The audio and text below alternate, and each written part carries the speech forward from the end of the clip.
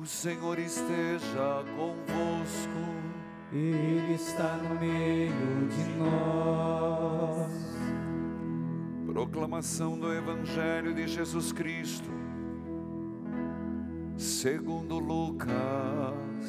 Glória a vós, Senhor. Aconteceu que Jesus estava rezando num lugar retirado. Os discípulos estavam com ele. Então Jesus perguntou-lhes: quem diz o povo que eu sou?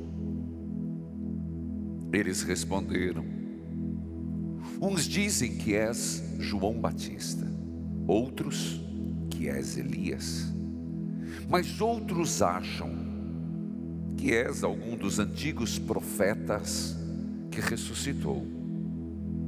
Mas Jesus perguntou: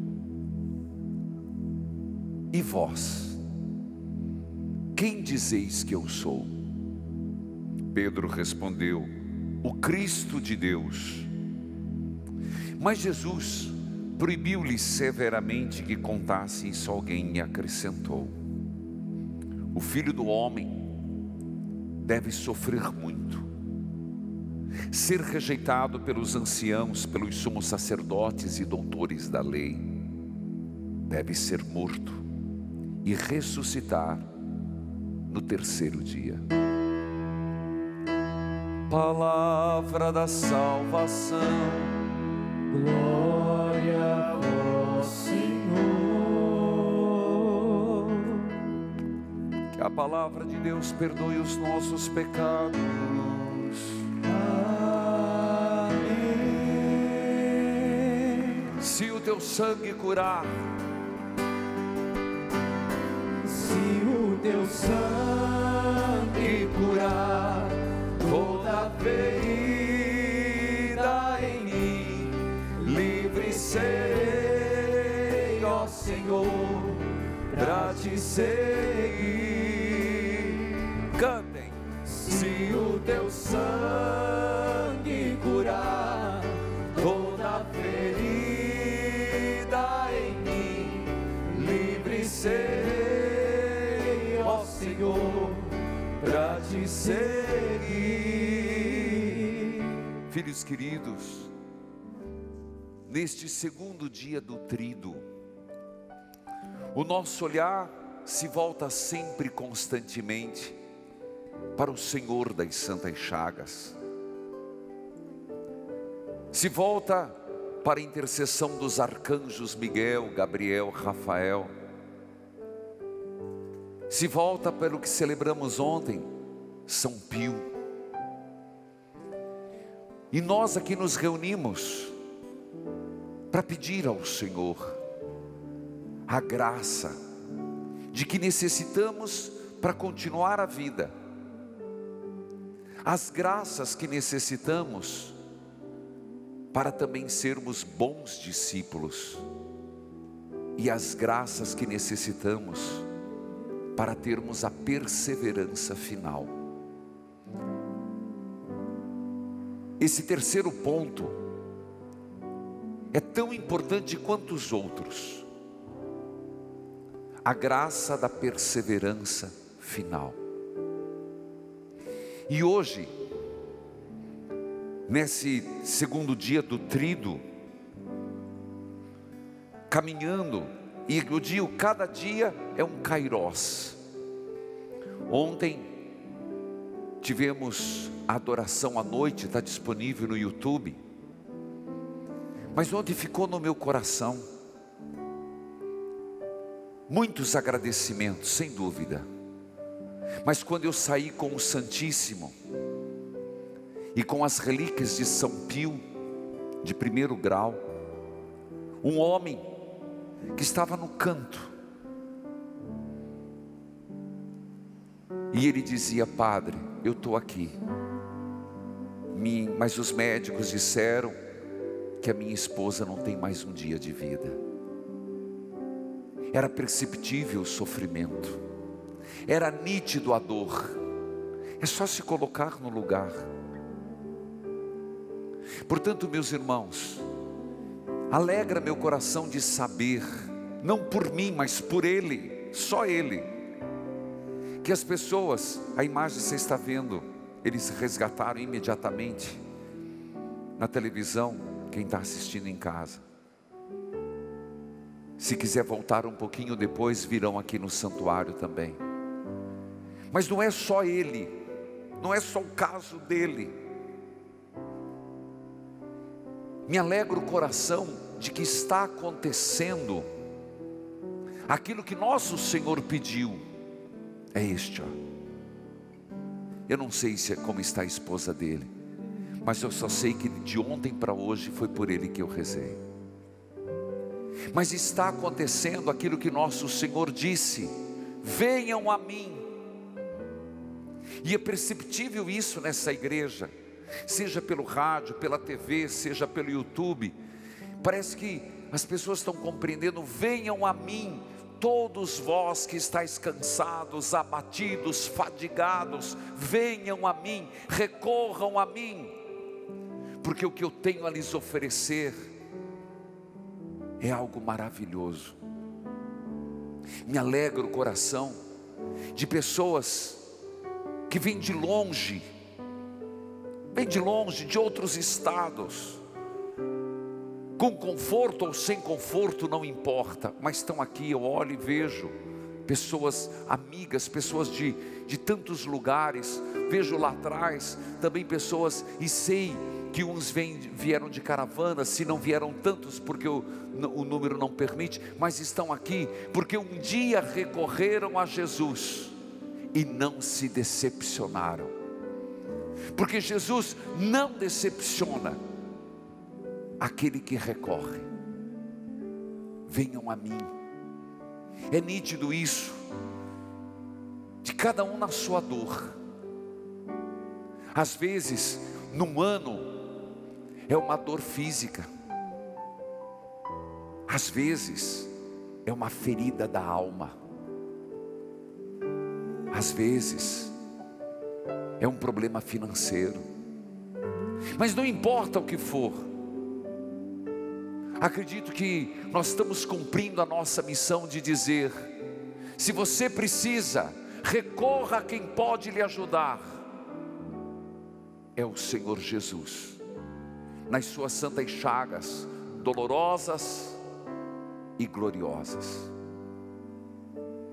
Filhos, a primeira leitura hoje, ela nos leva a compreender o Evangelho. Explico, não tenho preguiça de explicar. É a profecia de Ageu, um profeta pouco falado, mas o contexto é assim: o povo de Israel tinha um templo magnífico. O primeiro templo, construído por Salomão, era um templo esplendoroso. Se a gente lê as descrições do templo, meu Deus, eles ofereceram o melhor: o cedro do Líbano, ouro de Ofir, esmeraldas, preciosidades. O templo era algo fantástico. Mas de repente, depois veio o rei Nabucodonosor na invasão, e além de derrotar toda Jerusalém, passar a fio da espada, a grande maioria, pegou os principais e levou exilado, e destruiu o templo pedra por pedra. Tudo que tinha de valioso, tudo, levaram para a Babilônia. Eles ficaram lá mais ou menos, vou arredondar, 66, 70 anos. E de repente, pelo rei Ciro, foram libertados. E eles voltaram para sua terra. E um judeu, ele voltou com o seguinte princípio: a primeira coisa que faremos é reconstruir o templo. Isso está na nossa cultura. Se a gente olha as cidades do interior, Pelo menos eu sei no Paraná, mas eu acho que todos os estados. A primeira coisa que se construía era a igreja, a casa do seu vigário, a prefeitura e a delegacia. Era ou não era? E o melhor terreno para a igreja. E não sossegava enquanto não construía. Voltando à leitura, eles chegaram em Jerusalém, mas não encontraram o que imaginavam. Plantações arrasadas, um povo faminto. E eles tinham por prioridade construir o templo, e fizeram. O problema é que muitos começaram a construir, mas o povo começou a ficar revoltado. Por quê? Por várias razões. A dificuldade, a fome. Mas o templo não estava ficando tão bonito quanto o primeiro. E você sabe, né? Para criticar, tem uma legião, uma multidão. Foi quando é a primeira leitura. Deus diz àqueles que estavam construindo, diz a eles: não se deixem abater, não desanimem, coragem. E é tão bonito, quantas vezes a palavra coragem aparece na primeira leitura. Ali na questão da construção do templo, mas é uma palavra que pode ser dita para todos nós hoje. Coragem, não desanime. Coragem, Josué. Coragem, povo de Deus. Eu estou convosco. Eu permaneço no meio de vós. Coragem, não temais. Eu tomo essa palavra no contexto geral.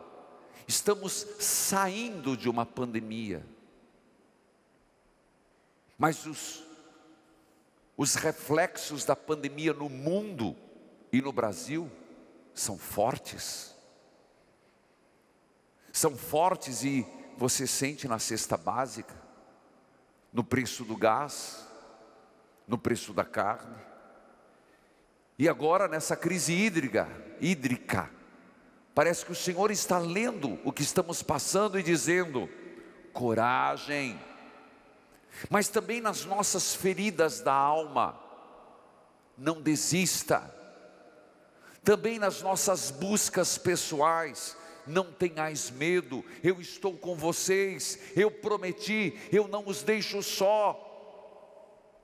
Coragem. Mas é impressionante que Deus promete: eu vou encher esta casa, o templo, com meu esplendor. No Evangelho, apenas guarde esse pensamento até agora. No Evangelho, primeiro aspecto que sempre deve nos chamar a atenção: onde estava Jesus com os discípulos? Pescando?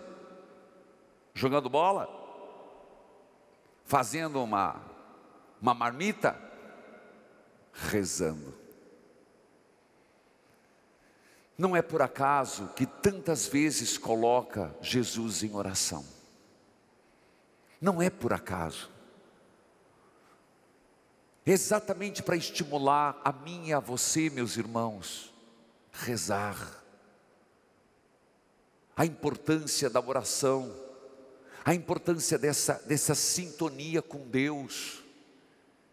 Que se o Senhor está dizendo coragem, não tenhais medo, coragem, aparece pelo menos 4 vezes a palavra coragem. Eu estou convosco. Ele está com aqueles que nele esperam.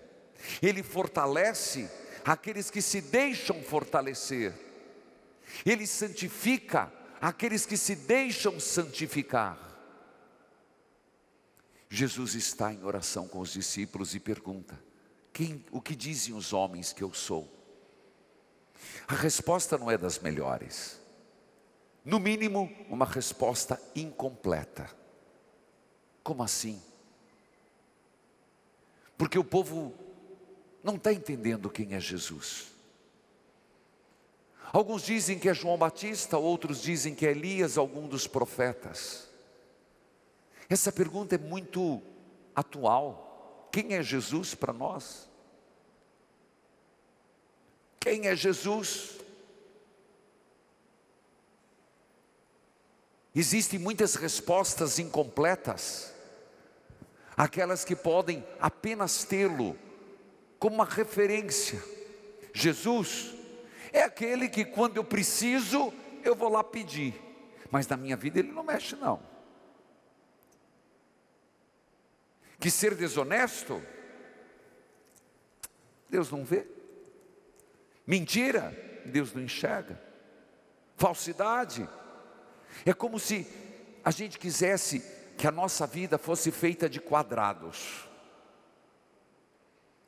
Então aqui, quando eu estou na igreja, quando eu estou na missa, quando eu estou rezando, meu Deus, Jesus é tudo para mim. Quando a água sobe no pescoço, mas meu filho, reza de espumar a boca. Quando está com problema, é capaz de esfolar o joelho no chão, porque eu estou precisando daquela graça. Acabou. Fecho o quadrado e vou para a vida. Fecho aquele quadrado, aí eu tenho que ganhar dinheiro. Ô seu vigário, tenha paciência, né? A gente também tem que ganhar dinheiro na vida. Tem. Mas se Jesus é tudo na tua vida, ganha vida sem ser desonesto. Se Jesus é tudo na vida, cuida dessa língua bifurcada. Hoje no rádio, não sei quem acompanhou, eu falei por causa de São Paulo, por causa de São Paulo apóstolo, que disse sobre a natureza divina e a natureza humana. E ele cita lá, tanto um quanto o outro, e dizendo que tem seres humanos que vivem como animais selvagens. Sabe o que eu lembrei? Não foi da serpente não, foi do dragão de Komodo, que não sei quem sabe o que é, mas é aquele que não mata de uma vez, ele só morde, mas ele tem tanta carniça nos dentes, mas tem tanto veneno na saliva, que o bichinho mordido em poucos dias morre. Tem gente que tem isso na boca, nos dentes, no hálito. Animal selvagem, como diz São Paulo. Mas aí que está, não dá para ter dois eu na igreja ou fora da igreja, eu padre no altar, eu padre fora do altar. Eu vou dizer para vocês, não sou santo, mas isso não existe na minha vida. Eu busco com tudo que posso, com as minhas fraquezas, ser padre 25 horas. Mas cada cristão também. Não estou dizendo que somos santos, hein? Ninguém está se colocando no pedestal de perfeição, mas essa é a nossa meta. Não pode ter dois eu. Eu que rezo e preciso de graça, e depois eu que levo a vida que quero. Não. Por isso, quem é Jesus? Quem é Jesus para você? Aí Jesus vira para os apóstolos e diz: e para vocês, quem sou eu? Pedro diz: tu és o Cristo, tu és o Senhor. Essa frase é muito linda, mas é impressionante que Pedro a diz, mas Jesus se dá conta que Pedro não compreende o que ele disse, o que o Pai revelou, porque de fato Cristo é o Senhor, mas que Senhor?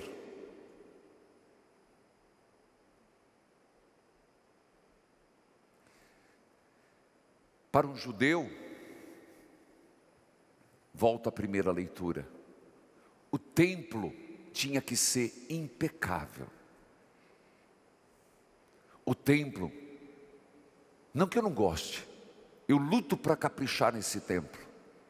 Toda vez que eu rezo missa, olha aquele lá furado, ó. Toda vez que eu rezo missa, eu começo a ver. E não procuro por causa de mim? Por que eu tenho mais do que um? Quantos anos de vida? São para os vossos netos. E a gente tem que cuidar. A casa da gente a gente tem que cuidar. Não dá para deixar desmanzelada não. De vez em quando tem que passar uma tintazinha. E de vez em quando tem que dar uma reforma. Tem ou não tem? Casa não é quer dizer luxo.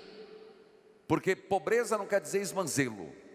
Tem gente que é esmanzelado por natureza, sujo por natureza. Isso aí não tem nada a ver com pobreza ou riqueza. Mas para o judeu, quando Jesus voltasse, ele faria coisas esplendorosas.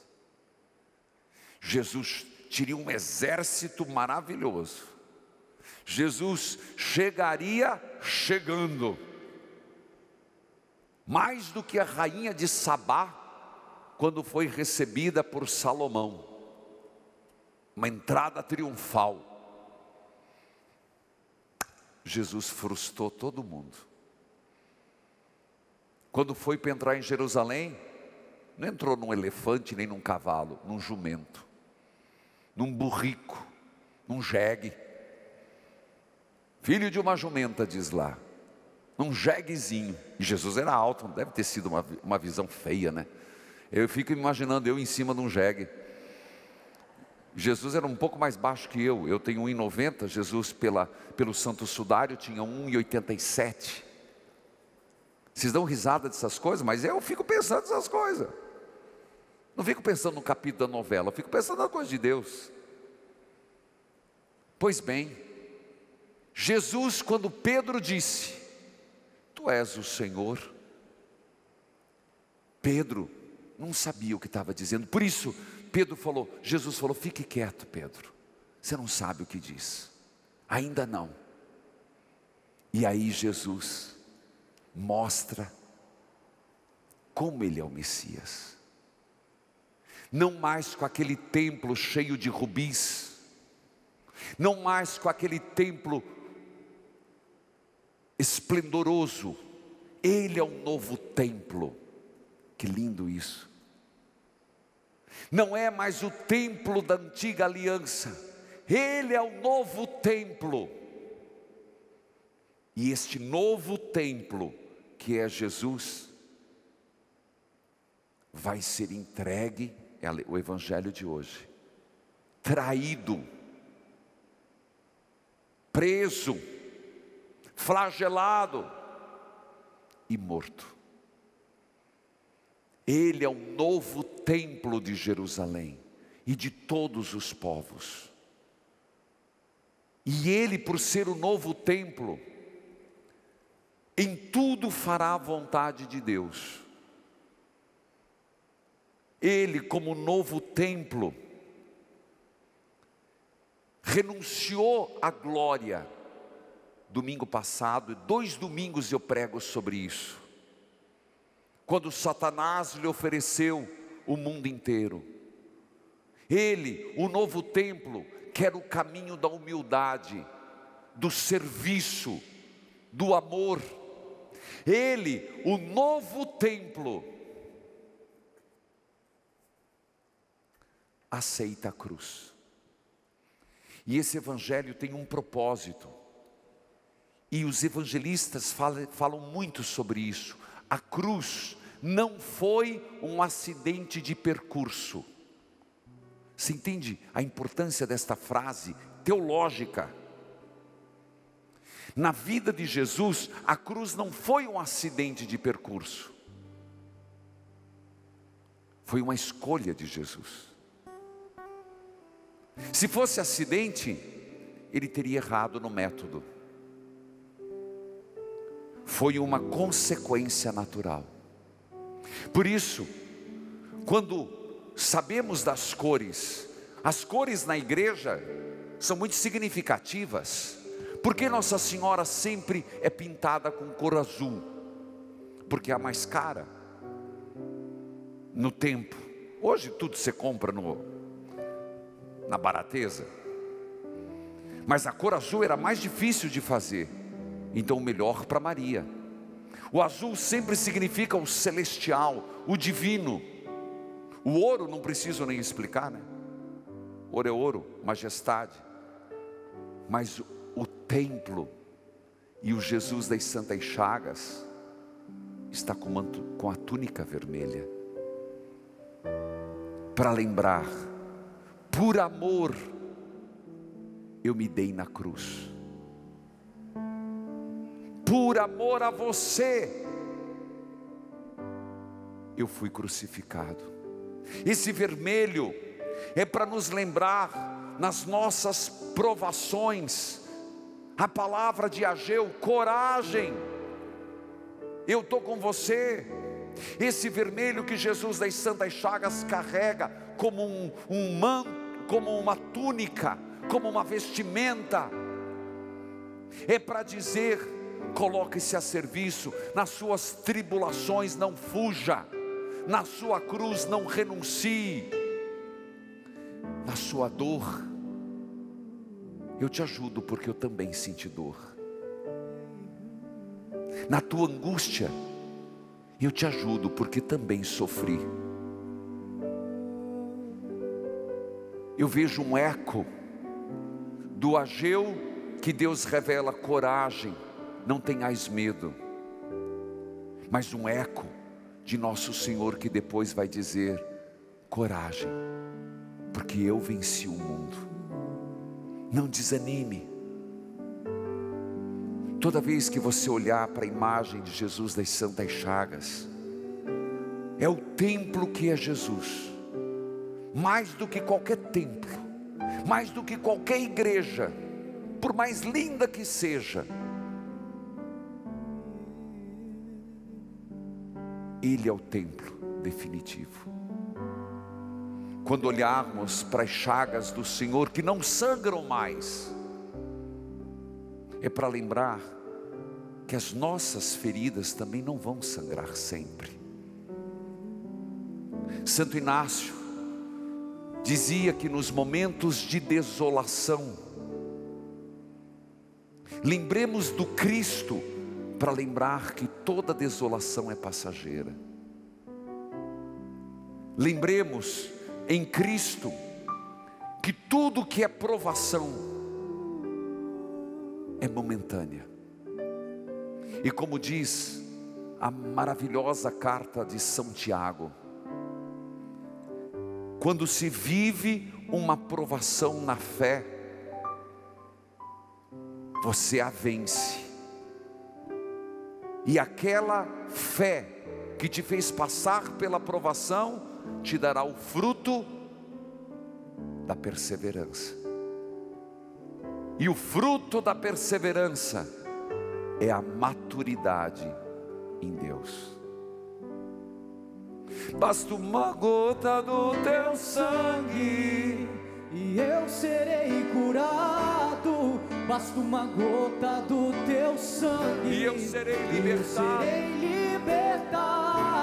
Nas tuas santas chagas vem a vitória. Eu me chamo Miriam Barros Furtado, sou de Maringá, sou associada fiel. No início de 2020 engravidei do meu segundo filho. Logo veio a pandemia. Fiquei muito assustada e preocupada, por isso consagrei minha gestação a Jesus das Santas Chagas. Estava tudo correndo bem, quando na madrugada do dia 13 de setembro, entrei em trabalho de parto e veio o desespero, pois não estava no tempo do nascimento.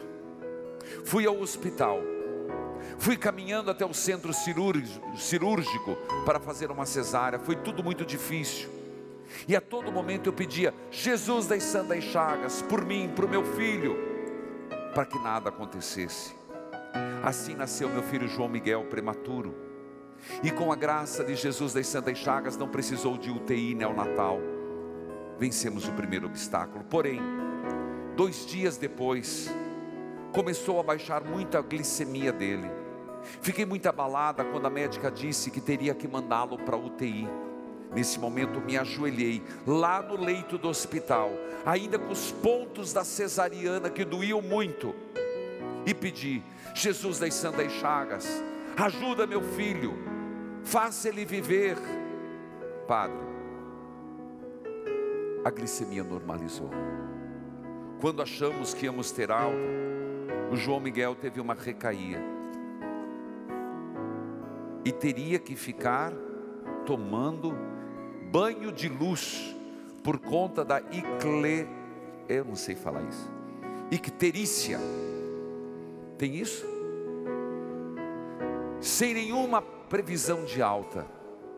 Nesse dia eu estava acompanhando a experiência de Deus, a missa do meio-dia das Santas Chagas, e depois às 15 horas eu rezei o terço pedindo pelo meu filho.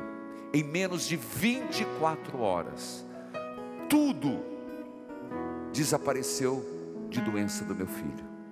Em 24 horas eu peguei meu filho nos braços e saímos do hospital. Meu filho João Miguel está completando o 1º ano de vida, e é um milagre de Jesus das Santas Chagas. Graça alcançada, graça testemunhada. Miriam Barros Furtado, de Maringá. Uma salva de palmas para Jesus. Uma gota do teu sangue e eu serei curado.